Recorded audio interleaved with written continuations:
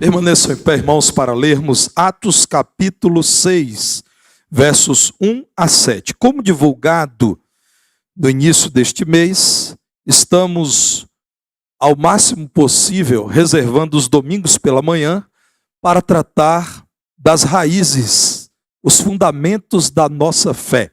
Nessa manhã, falar-lhes-ei acerca do governo congregacional. Como deve ser a Igreja de Cristo governada até que Cristo venha buscá-la, e cremos que breve isso se dará.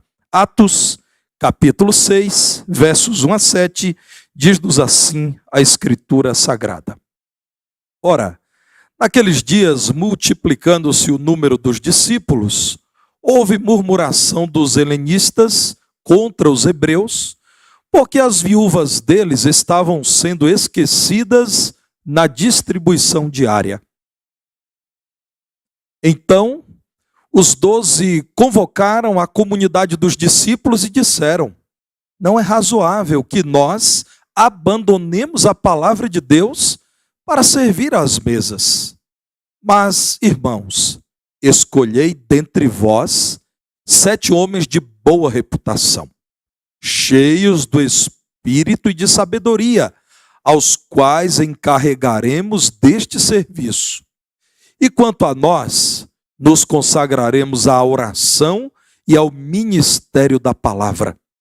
O parecer agradou a toda a comunidade, e elegeram Estevão, homem cheio de fé e do Espírito Santo, Filipe, Prócoro, Nicanor, Timão, Pármenas e Nicolau, prosélito de Antioquia.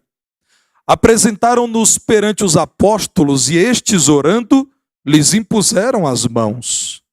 Crescia a palavra de Deus, e em Jerusalém se multiplicava o número dos discípulos. Também muitíssimos sacerdotes obedeciam à fé. Podem sentar, irmãos.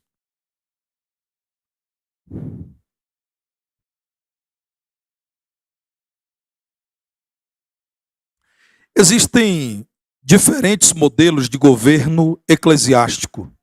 São muitas as denominações cristãs existentes em nossos dias, portanto, são muitos também os jeitos como se organizam, como tomam as suas decisões, como enfrentam as suas dificuldades e como caminham também em tempos de alegria. É importante, irmãos, olharmos para a palavra de Deus em meio a esse mosaico eclesiástico dos nossos dias, a fim de perguntarmos à palavra de Deus: como deve ser governada a Igreja de Cristo? Nós temos uma posição bíblica. Nós somos apegados àquele livro divino que apresenta-nos a origem da igreja, a sua constituição e a sua expansão. Nós somos congregacionais, isto é, cremos pela palavra de Deus que a comunidade ou a congregação dos salvos é usada pelo Senhor para cuidar da igreja, para governar o povo de Deus. Isto porque, irmãos, cremos que nós somos uma continuidade da igreja do Novo Testamento. O nosso modelo, centrado nas Escrituras, nos leva a dizer isso com tranquilidade e convicção.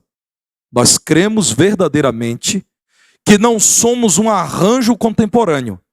Nós somos uma igreja local, organizada ao modo da palavra de Deus. Talvez você tenha se esquecido de pensar nisso. E é do púlpito dedicado à exposição da palavra de Deus que vem o convite, o lembrete e o encorajamento para que você saiba que nós nos governamos da forma como nos governamos, não porque em algum momento consideramos interessante e provavelmente em outro momento dele abriremos mão. Não, entendemos que há biblicidade nessa questão. Quando a Igreja de Cristo estava no seu nascimento experimentando grande crescimento, questões desafiadoras apareceram. E o capítulo 6 de Atos relata isso. A igreja que estava em Jerusalém era composta de gente com origens diferentes. Judeus que sempre viveram na Judeia, mas também judeus que viveram fora do mundo judaico e mantiveram a sua fé no Deus de Israel. A palavra de Deus descreve que havia na igreja pelo menos dois grandes grupos com perfil, de algum modo, étnico ou etnolinguístico diferente. Alguns falavam o aramaico, o hebraico, outros falavam o grego. E a questão que é apresentada aos discípulos, os pastores da igreja, é: aquelas mulheres viúvas que são hebreias, porque fazem parte do grupo maior e que vive há mais tempo na Judeia, têm sido lembradas pela igreja, inclusive no sustento financeiro. Mas entendemos, irmãos, que há limitações no cuidado com as mulheres helenistas, isto é, que vieram do mundo greco-romano, que agora voltaram para Jerusalém, e há, de algum modo, barreiras entre a igreja e essas mulheres viúvas. Primeiramente, são viúvas. Depois, há alguma dificuldade na língua, há poucas amizades. O certo é que elas não estão sendo lembradas como devem ser no cuidado diário da igreja. A palavra de Deus, então, apresenta, irmãos, a solução que, sob a iluminação do Espírito Santo, a igreja de Cristo pode conhecer. E a solução é aquilo que nós entendemos ser governo congregacional, o governo da congregação. Há muita gente, irmãos, que tem dito em nossos dias que quando igrejas crescem, é impraticável governar-se assim, pois a palavra de Deus discorda frontalmente a dizer que quando a igreja cresce, então é que as soluções devem ser tomadas dessa forma. Meus irmãos, a congregação, segundo a palavra de Deus, é liderada por moderadores e não por dominadores. Pastores batistas, ainda que as igrejas locais caíssem em erro e pedissem que colocasse o seu nome em frente ao templo, jamais aceitariam isso. Se você conhece uma igreja cujo nome ou a foto de um líder está à frente, saiba que você não está num ambiente que tenha os ares do Novo Testamento. Pastor é um moderador da congregação. Não é senhor, não é proprietário, não é ditador. As igrejas do Novo Testamento entenderam que os pastores eram moderadores porque entenderam que a maior autoridade da igreja local é Jesus Cristo. Notem, irmãos, em Atos 6, depois que o problema é apresentado, lá no verso 12, é dito que os 12 apóstolos convocaram a comunidade dos discípulos. Imaginem, irmãos, 12 homens, 11 deles que andaram com Jesus, o 12º esteve em muitos momentos com Jesus e conviveu com os 11 que andaram de perto com Jesus. Imaginem a humildade desses homens em dizerem: há um problema. Nós não estamos dando conta de fazer o que fazemos e é nosso dever, e ainda cuidar para que todas as viúvas, inclusive aquelas pouco conhecidas, sejam bem servidas. Precisamos conversar com a igreja. Isso cabe no nosso tempo, irmãos? A não ser numa igreja bíblica. Nós não veremos isso acontecendo. Os 12 que andaram com Jesus, de algum modo aceitarem descer um degrau na sua autoridade e reunir a igreja e dizer: irmãos, o que faremos? Jesus Cristo é a maior autoridade da igreja, que é bíblica. Tanto que no versículo 2, os apóstolos dizem: nós não podemos tomar parte nesse problema porque temos do Senhor Jesus Cristo uma ordem para pregarmos a palavra dele. Não é razoável que nós abandonemos a palavra de Deus para servir às mesas. Estudando o texto, irmãos, se pusermos aqui uma lupa, veremos nas entrelinhas os apóstolos dizendo: a matéria é importante. É um importante negócio, a igreja não deve omitir-se.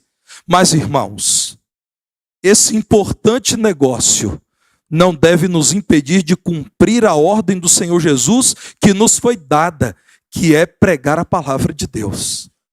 Uma igreja bíblica elege os seus líderes por meio da reunião dos salvos. Eu apenas quero citar, sem explorar por conta do nosso tempo, textos do Novo Testamento que reafirmam que os líderes da igreja do Novo Testamento eram eleitos pela congregação.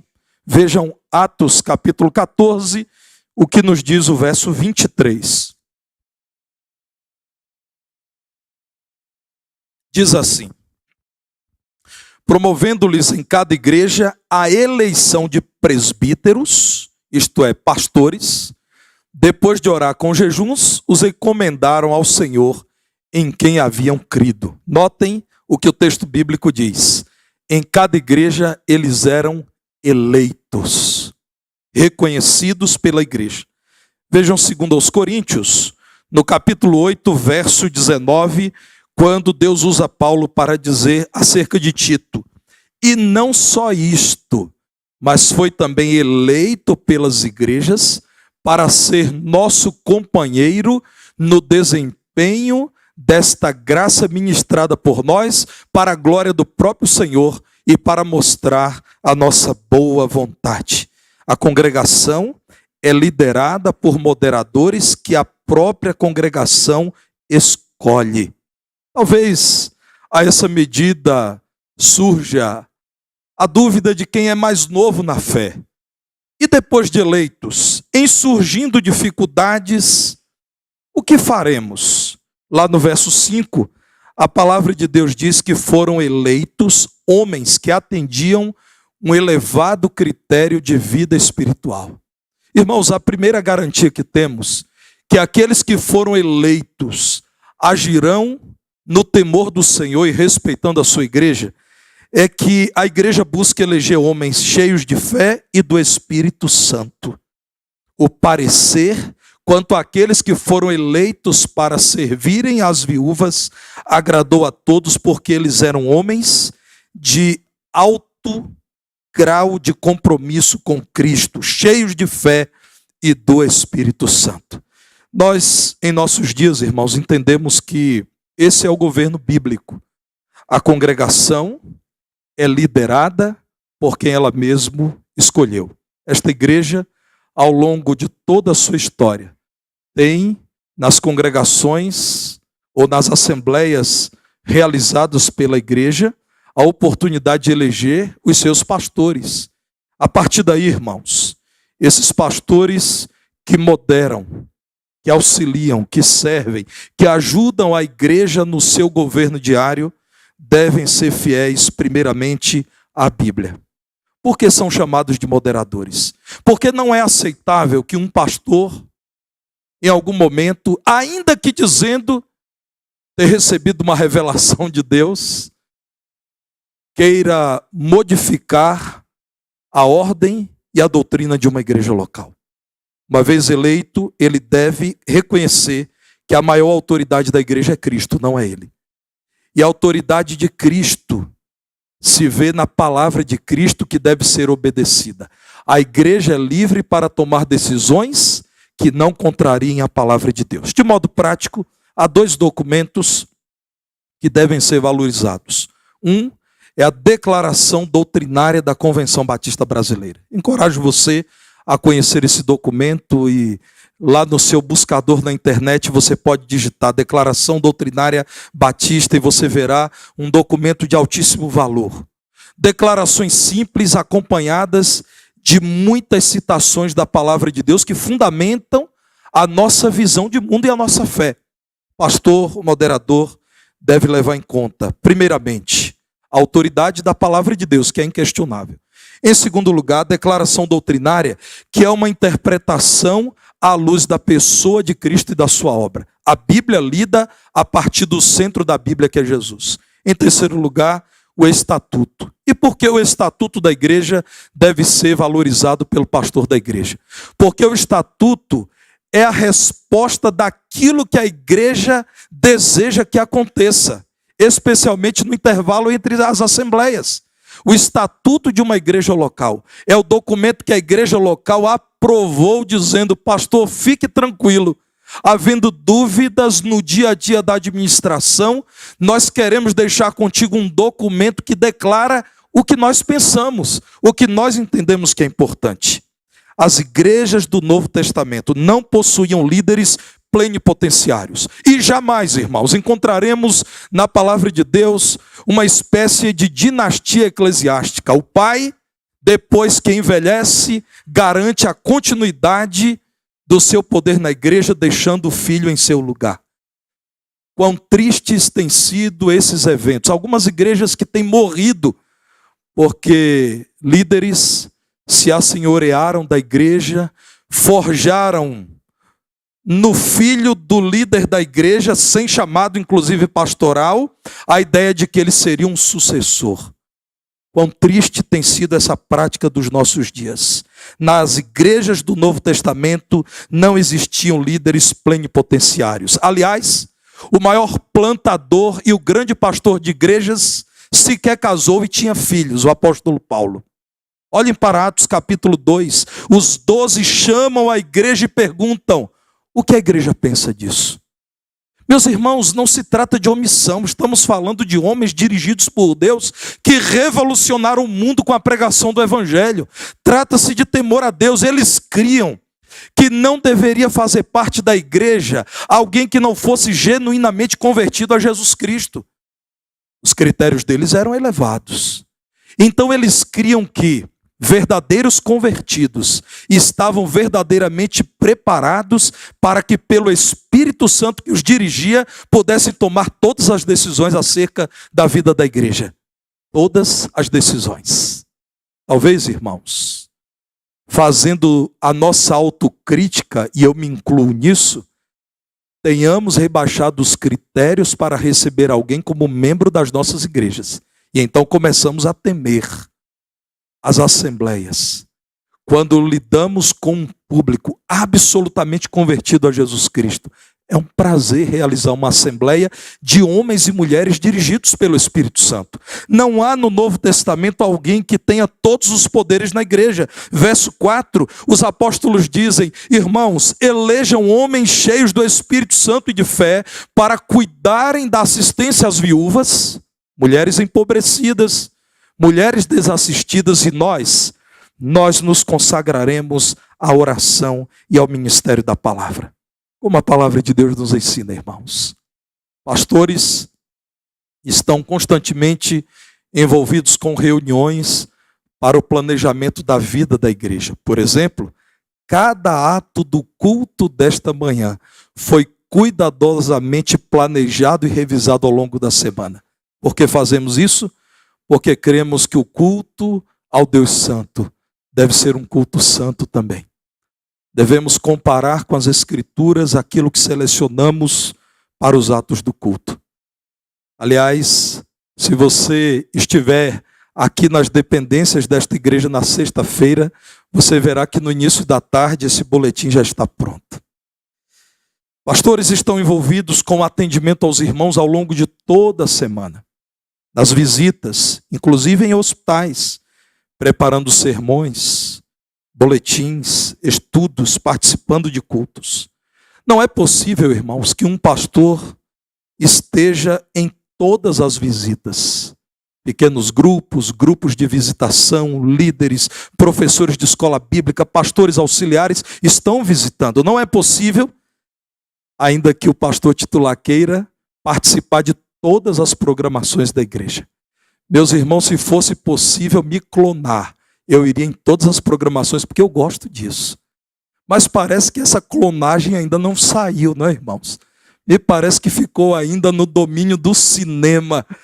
Pastores não conseguem ir a todas as frentes missionárias.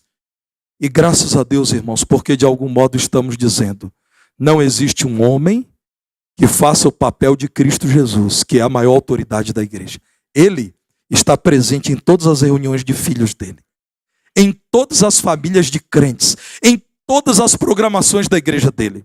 Aprendemos com a palavra de Deus, em segundo lugar, que esta congregação liderada por moderadores sempre se reúne em assembleias. É verdade que a palavra de Deus não diz de quanto em quanto tempo devemos realizar assembleias.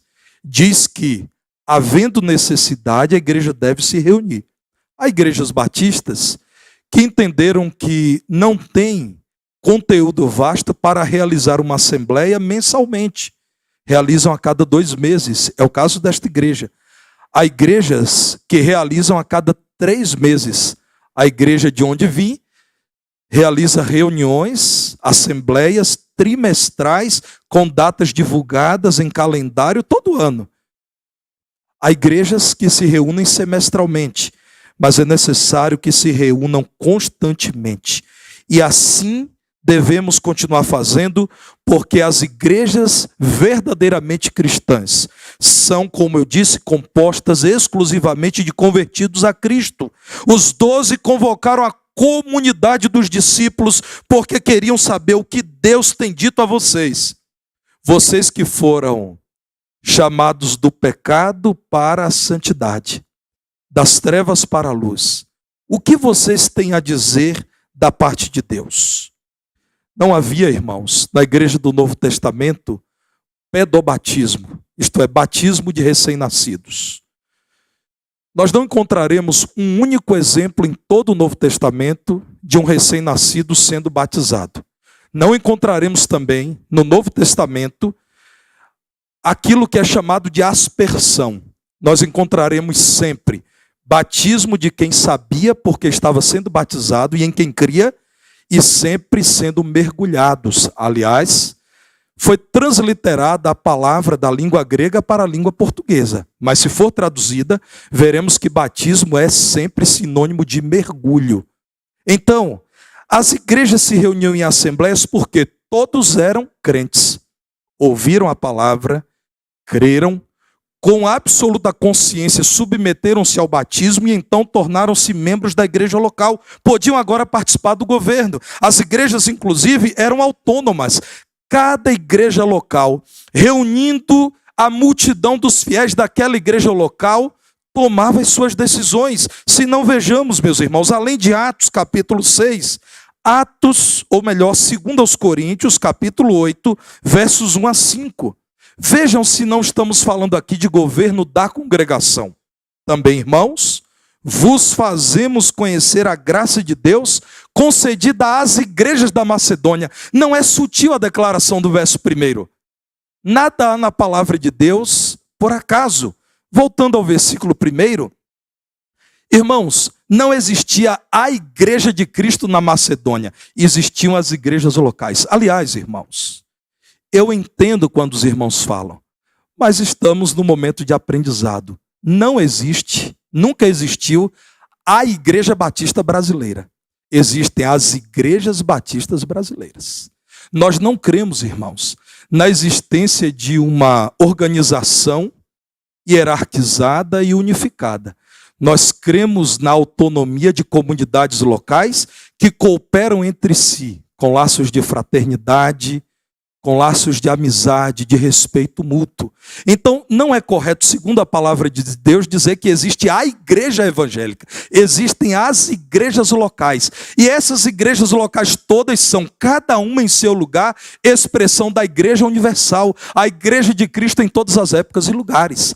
As igrejas da Macedônia, essa é a linguagem do Novo Testamento para dizer cada igreja local, formada por crentes preparados para tomarem decisões, era autônoma, cada igreja local. O verso 2 diz assim: no meio de muita prova e de tribulação, manifestaram a abundância de alegria e a profunda pobreza deles superabundou em grande riqueza da sua generosidade.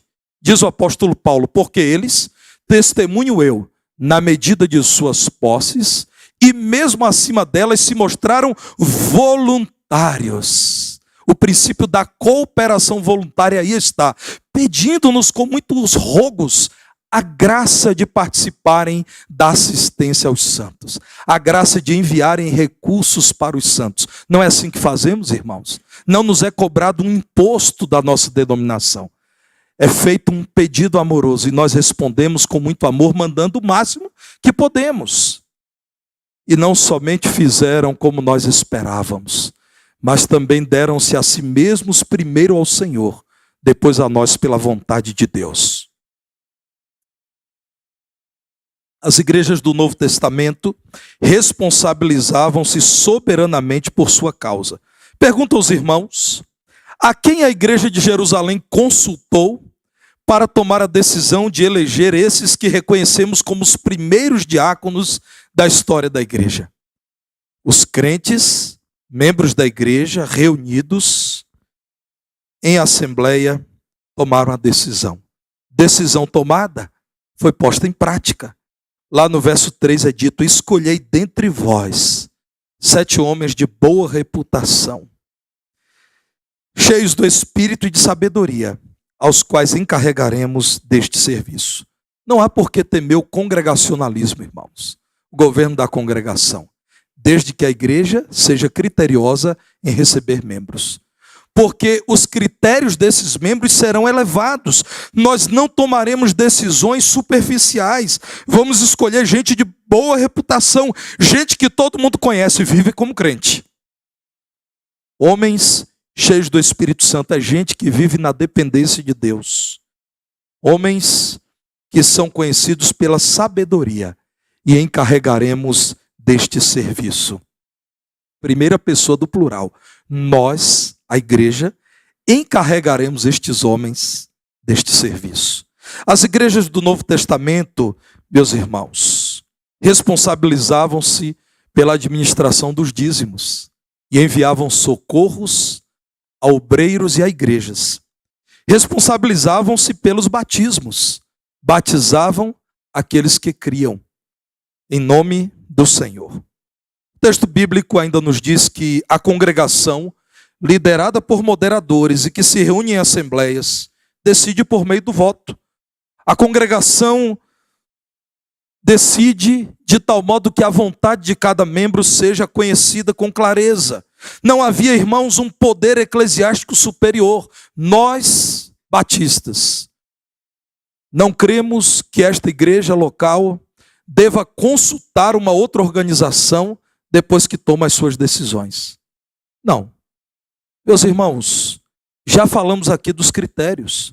Palavra de Deus obedecida, estatuto respeitado, membros da igreja tomando decisões em comunhão com o Senhor.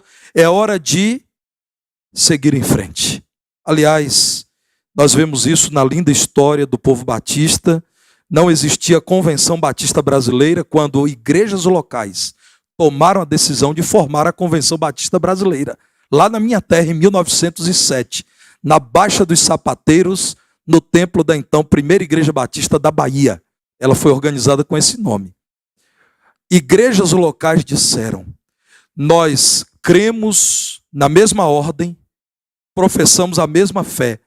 Vamos nos unir para promover a educação teológica, a obra missionária, a assistência social, o crescimento espiritual dos crentes. Vamos nos unir para cooperarmos entre nós. Mas, irmãos, cremos que a igreja local é soberana. A igreja local não é soberana para fazer o que quer. Ela é soberana para continuar sendo uma igreja local que respeita a palavra de Deus, reconhece o valor da declaração doutrinária que na sua organização prescreveu, e o estatuto, que é a demonstração da vontade dos irmãos. Sobre o pastor está o dever de garantir que o estatuto da igreja será consultado e obedecido, que a declaração doutrinária será reafirmada e colocada nas mãos dos irmãos, e que, acima de tudo, a palavra de Deus será aberta e pregada. As igrejas do Novo Testamento, irmãos, tomavam as suas decisões assim. Vejam o verso 5, Atos 6:5. O parecer agradou a toda a comunidade. Chamaram um relator e disseram: liderem irmãos que posso indicar. E depois de indicarem nomes à congregação, vejamos o que a congregação fará. Vejam bem, irmãos, verso 5. O parecer agradou a toda a igreja.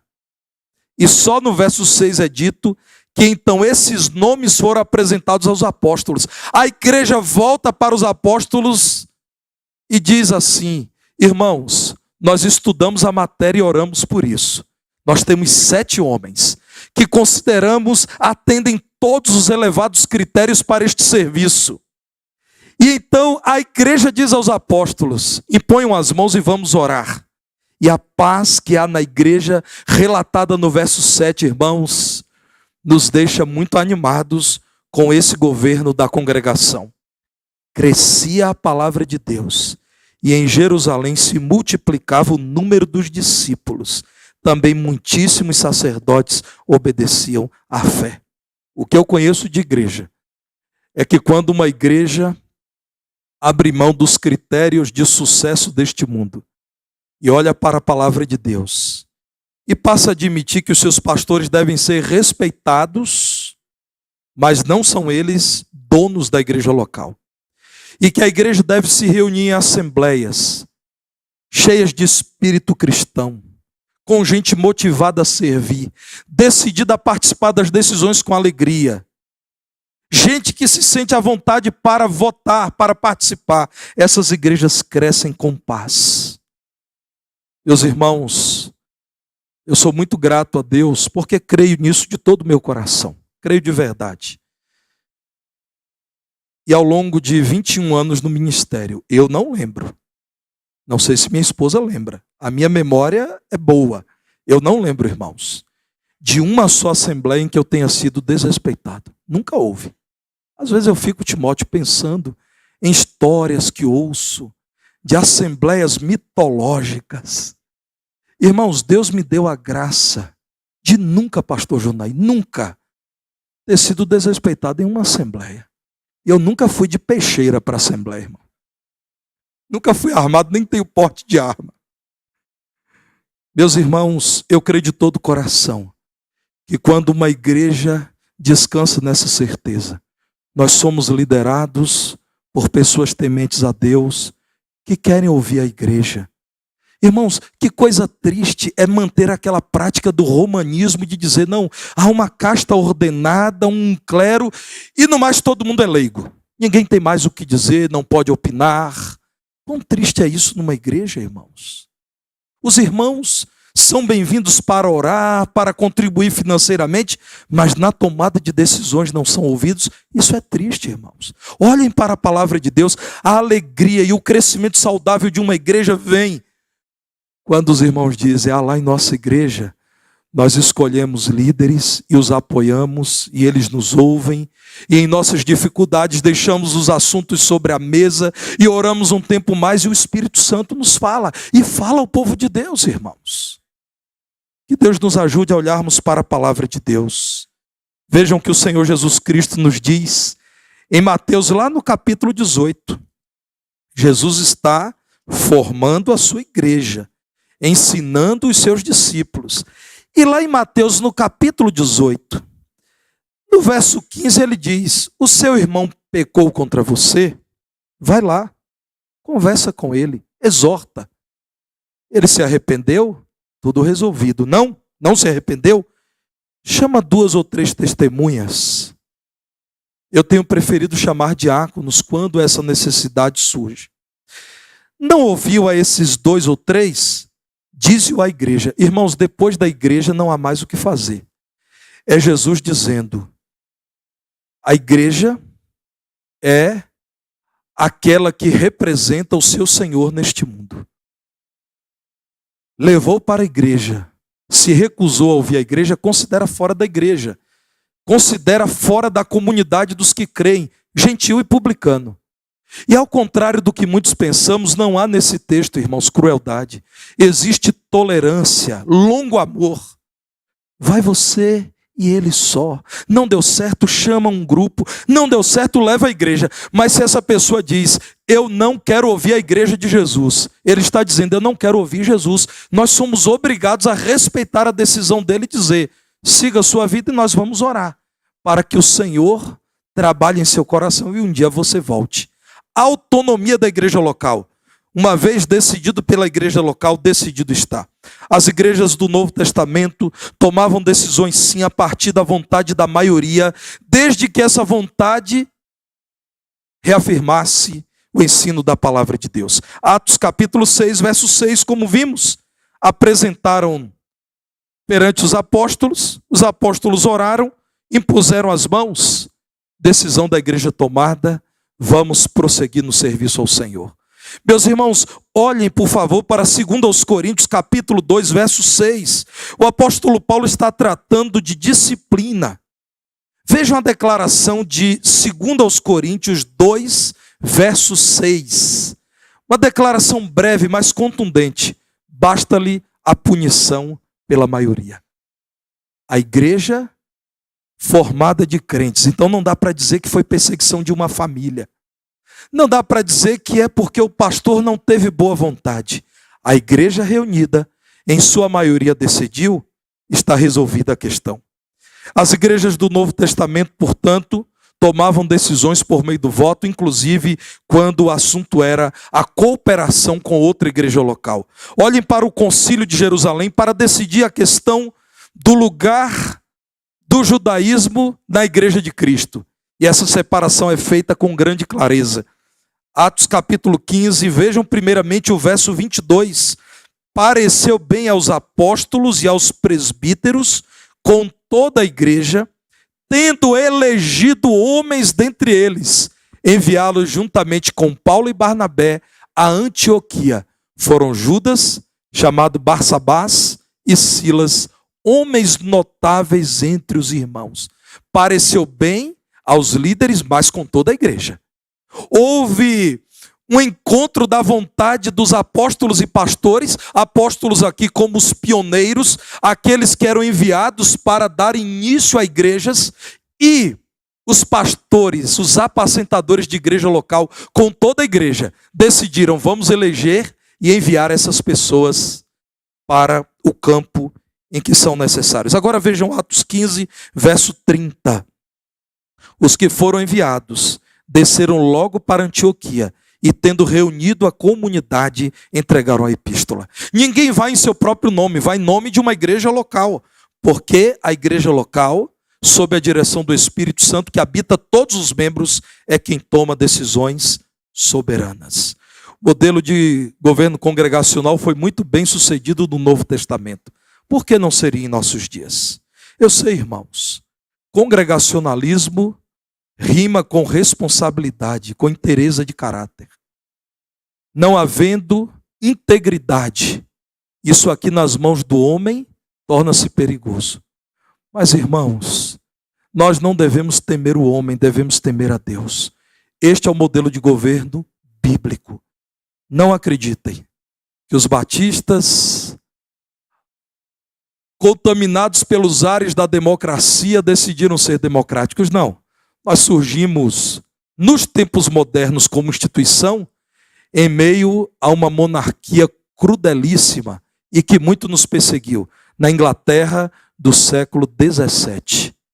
E num contexto em que não havia menor abertura ao governo democrático, nós nos organizamos como uma pequena congregação em que os crentes elegiam seus pastores e demitiam também os seus pastores, quando estes não serviam bem. Recebiam membros e decidiam batizá-los. Decidiram até o momento em que a igreja mudaria para Amsterdã, na Holanda, onde havia liberdade religiosa. Estando na Holanda, um dos pastores, eram dois, John Smith e Thomas Helwys. Um dos pastores, incomodado, disse: se os apóstolos do Senhor sofreram perseguição, por que nós estamos fugindo da Inglaterra, de Londres, por conta da perseguição? Deus tem me falado que é tempo de voltar. E a congregação diz: Deus tem nos falado isso. Voltemos à Inglaterra, a perseguição aumenta. Pouco tempo depois decidem: vamos para a colônia em que há maior liberdade que é a Nova Inglaterra, os Estados Unidos da América. Irmãos, não era um tempo de governos democráticos, de estados democráticos, ainda era um tempo de peso monárquico. Mas esses crentes, irmãos, não aprenderam com homens, aprenderam com a palavra de Deus. Eles leram na palavra de Deus que igrejas de Cristo são lideradas por moderadores eleitos pela igreja. Os membros participam das decisões por meio do voto. E assim a igreja cresce. O verso 7 pinta a linda consequência. Crescia a palavra de Deus. O número de discípulos se multiplicava. Muitos sacerdotes deixavam o judaísmo e se uniam à fé cristã.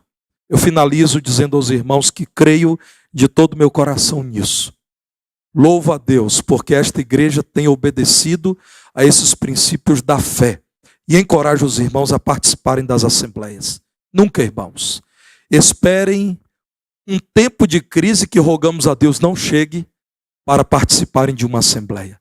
Prefiram vir com voluntariedade para ouvir a prestação de contas da igreja, para decidirem acerca dos assuntos pendentes na igreja, para receberem membros, para enviarem cartas de transferência de outros membros, para se sentirem parte viva de uma igreja. Irmãos, nós não somos um auditório, nós somos uma congregação. Vocês não são assistentes, vocês são crentes. Vocês não são um número de cadastro num software de gestão. Vocês são membros com deveres e direitos da Igreja Batista do Barro Preto. Gozem desse privilégio, irmãos. Eu levei isso tão a sério. Fui batizado aos 12 anos de idade. Meus irmãos, na primeira assembleia da qual fiz parte, eu acho que ninguém falou mais do que eu. Acredito que até o pastor falou menos do que eu. Estava feliz da vida e agradeço a Deus pela paciência do pastor. Porque em todas as matérias eu levantei a mão. Eu quero falar. Fiquei chateado quando alguém disse, olha, há decisões em que só com os 18 anos de idade. Eu disse, não é justo. Deus nos dê, irmãos, a grata satisfação de olhar para a palavra de Deus, não com soberba, mas dizendo, ainda que não tenhamos percebido, nós herdamos um modelo de igreja bíblico e assim devemos caminhar. Me permitam uma confissão pastoral. Seria para mim muito difícil ter que ocupar o papel de um plenipotenciário na igreja. Acertos seriam glória para mim, mas erros seriam punição para mim. Como é gostoso dizer, irmãos, o que Deus tem dito a vocês. Quando acertamos, acertamos juntos. Quando erramos, aí é hora de orar mais um pouco, porque precisamos conhecer melhor a vontade de Deus. E assim, irmãos, seguiremos como uma igreja que tem um único dono, Jesus Cristo, o fundamento da igreja. Vamos orar? Fique em pé, por favor. Vamos orar.